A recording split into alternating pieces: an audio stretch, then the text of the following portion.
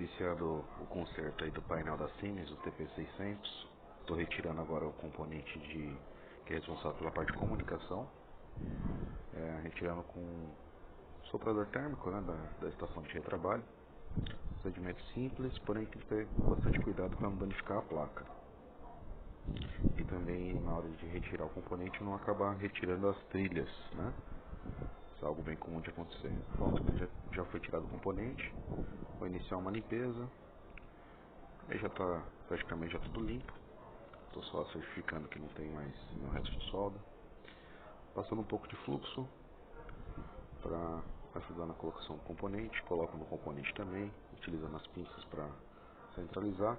Porém nesse momento eu não estava conseguindo ver se estava na posição correta.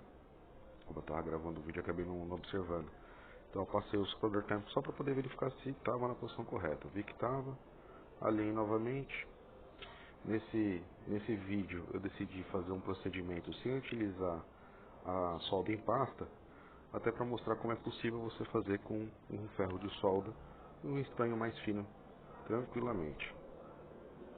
Lógico que tomando certos cuidados, né, para não ficar muito tempo com o ferro de solda no componente, para não danificar o componente e também a PCB. Nesse procedimento eu utilizo a temperatura máxima da minha estação, 450 graus Celsius. Porém, eu não deixo o ferro muito tempo no componente. Por que eu deixo a temperatura alta? Para ficar mais fácil de eu remover o excesso de estanho e a solda vai ficar bem original. Vocês vão ver aí quando concluir. Vou utilizando o fluxo para auxiliar a retirada do estanho que ainda permanece no componente, de todos os lados.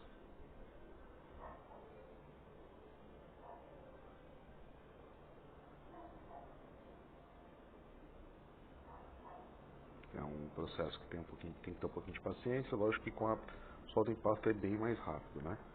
Basta passar ali nos terminais e derreter com o soprador que o componente já vai ficar no lugar.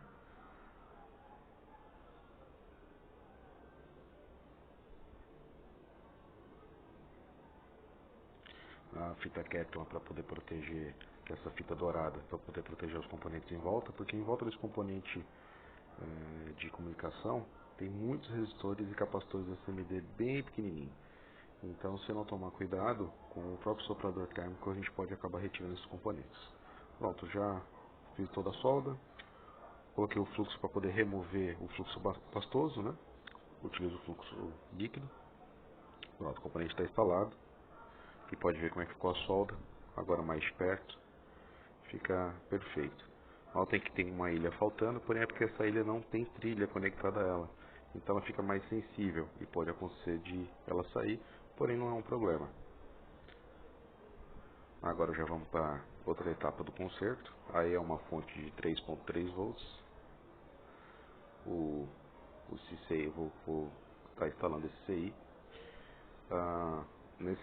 Nesses painéis aí, esse CI é um CI dedicado da Siemens, muito difícil de encontrar no mercado. Então a gente tem que comprar um que é basicamente o mesmo componente, só que ele tem uma diferença nos terminais. Então tem que fazer uma pequena modificação em duas trilhas desse componente aí. Porém, é basicamente retirar, não deixar ele soldado. Funciona perfeitamente. Outra coisa que eu quis fazer também nesse equipamento para mostrar para vocês, se vocês repararam, eu iniciei retirando com a malha de soldadora, né? Depois passei a utilizar o bico do sugador de solda. Para mostrar aqui também dá para tirar e fica bem limpo. Novamente, ó, utilizando a malha de soldadora. Aqui eram alguns componentes que estavam mexidos, essa placa estava muito mexida. Muitos componentes mal soldados, componentes tortos. Algumas trilhas que também tinham sido arrancadas, como por exemplo nesse outro CI da fonte ali. Já é bem visível ver que está faltando uma trilha também, né? Esses são os capacitores da linha de 3.3 volts. Também estou dando uma geral na solda para garantir que não tem solda trincada ou solda fria. Esse pincel que eu utilizo é uma dica. É um pincel que eu utilizo para remover o excesso do fluxo pastoso. Como ele é um pelo, né? ele puxa melhor o fluxo pastoso. Eu passo ele primeiro e depois eu venho com o pincel de plástico, de nylon ali, para só limpar mesmo. Aí eu estou utilizando novamente a malha para limpar os terminais e colocar os capacitores aí do circuito de 3.3 volts.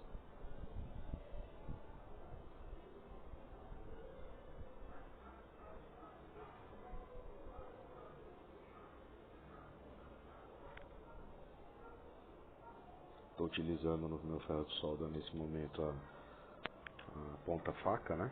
Auxilia bastante nesses componentes e também naquele procedimento anterior lá do CI de comunicação. Soprador térmico para poder deixar a solda mais próxima ao original do equipamento. Isso é uma dica boa também para quando for fazer uma solda de SMD. Você pode iniciar com o ferro para poder colocar o estanho e depois vai com o soprador.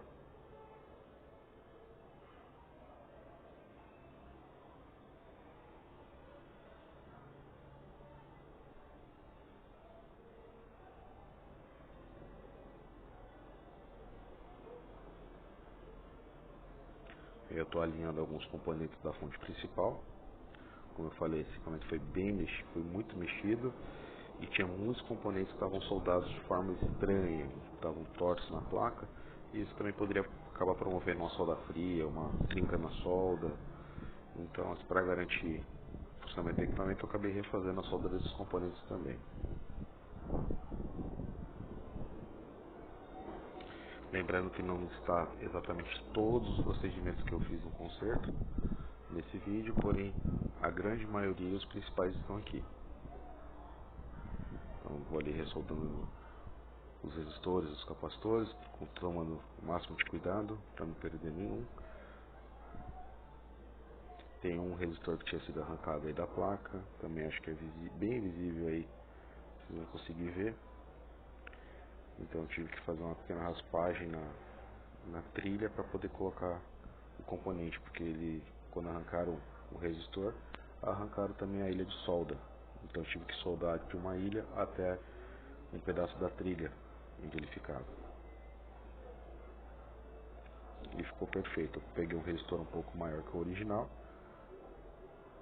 e deu bom aí, a solda ficou bem legal. O componente ficou fixo e dando contato como esperado.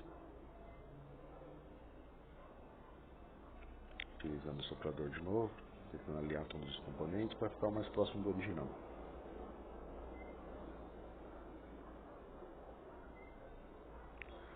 Pronto, agora já vou iniciar a solda dos componentes das fontes, né?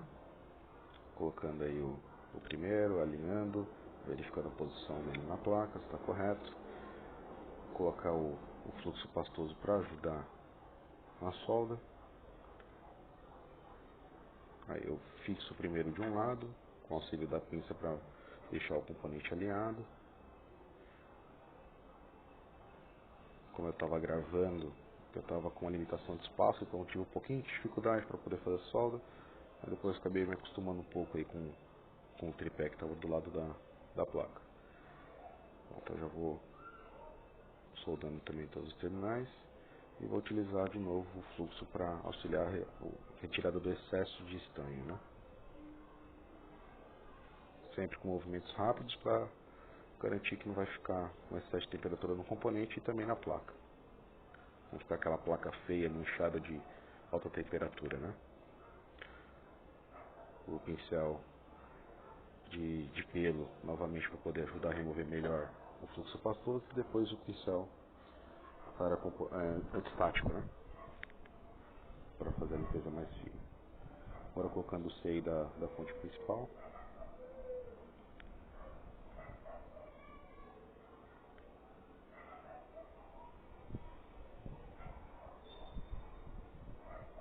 Novamente alinhando.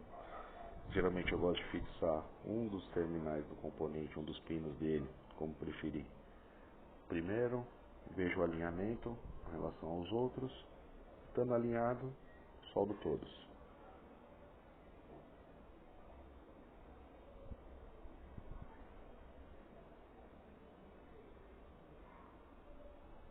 Esse equipamento ele não ligava, ele tinha iniciado com um defeito na parte de comunicação e depois ele não ligava mais.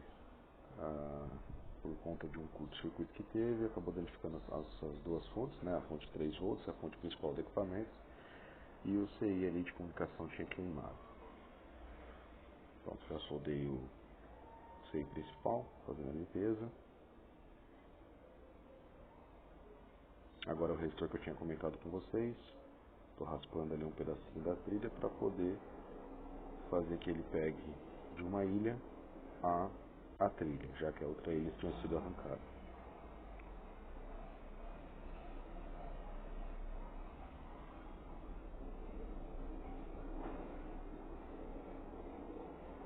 Eu utilizo o fluxo pastoso para poder espanhar com mais facilidade a trilha, já que a trilha é uma trilha muito fina e eu não posso ficar com muito tempo com o ferro. Pode perceber também que eu já troquei a ponta do ferro aí, para essa parte do reparo, e baixei também a temperatura para poder garantir que não vá esquentar demais essa trilha que é fina e perder o serviço aí, né?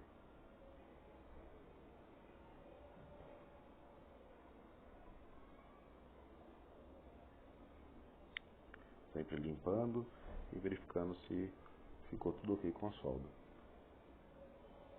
Pronto, agora já as duas fontes estão ok, o circuito de comunicação está ok também. Vamos para o circuito backlight que não estava funcionando. O circuito estava muito mexido, então eu comecei primeiro alinhando os componentes para ver se ele voltava. Fui fazendo algumas soldas, alinhando eles.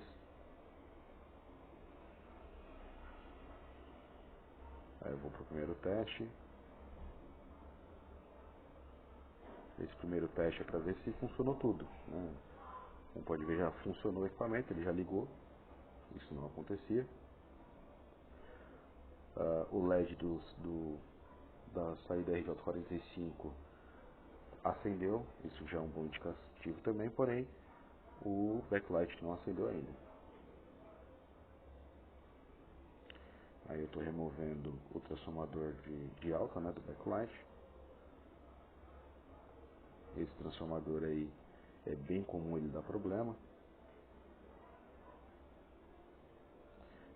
Nesse caso eu removi primeiro toda a solda antiga, depois eu coloco o estanho novo e removo, utilizando uma técnica você colocando excesso de solda, né? Você solta todo o componente e corre menos risco de danificar as trilhas. E novamente vou limpando as ilhas com a ponta do soldador, né? Que aí você não precisa ficar muito tempo com o ferro e utilizando a malha para poder correr o risco de danificar ali as trilhas do equipamento. Fiz o teste do transformador colocando um outro transformador que eu sei que está bom. Já que é um transformador de alta, né? Esse eu tenho certeza que ele está funcionando, então eu utilizo ele para os testes mais básicos.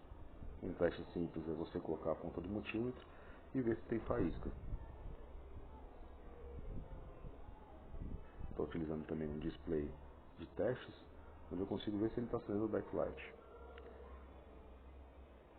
Eu vi que não funcionou. Já descartei, no caso, aí, um problema no transformador de alta.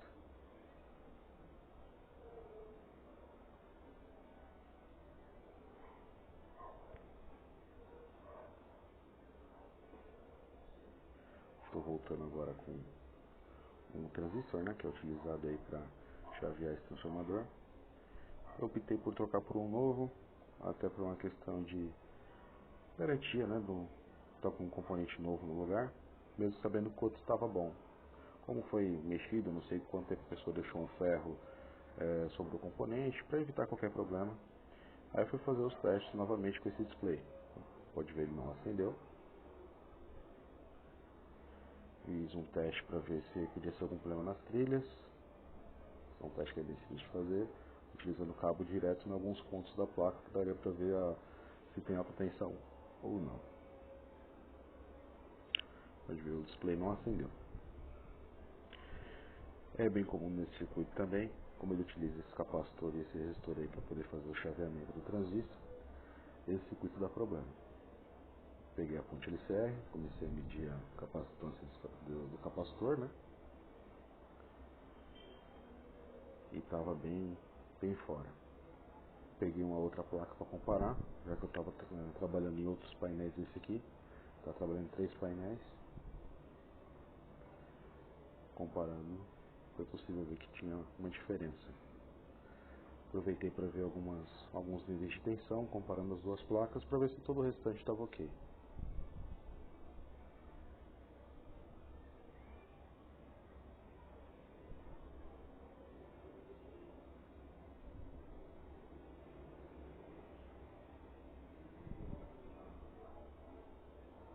Continuei verificando alguns níveis de tensão.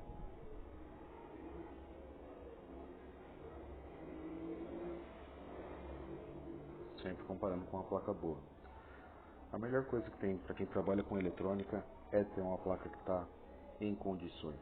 Por quê? Você trabalhar com o comparativo com a placa boa torna esse trabalho bem mais fácil. Essa outra placa já tinha consertado ela, era um defeito mais simples, então eu estava aproveitando para poder utilizar ela nos testes.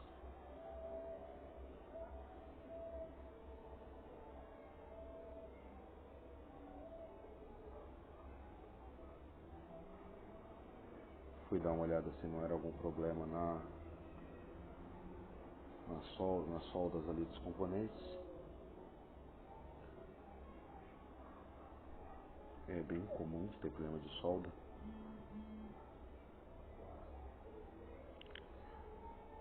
Fiz o último teste só para garantir.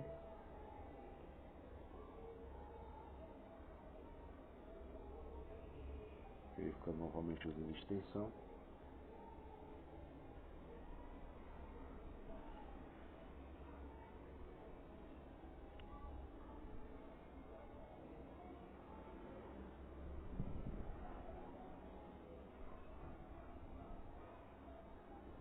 Tinham algumas diferenças nas tensões, porém não eram tão grandes. Ou seja, o transistor estava chaveando, porém nem tanto. Como pode ver aí na placa boa, ele fez um arco, né, da ponta do multímetro para a saída. Se você colocar só um dos lados do multímetro, pode colocar que não tem medo, sem medo.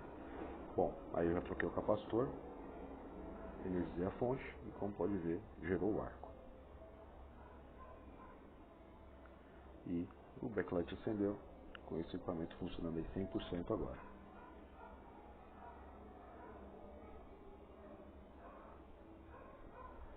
Carregando o programa, já carregou. E agora o equipamento já limpo, consertado e montado já para iniciar todos os testes. O display está um pouco claro, por conta que ainda precisava do ajuste de contraste, né? Então ainda vai ser possível eu fazer um ajuste do contraste e também fazer uma calibração do touch. Calibrando o touch.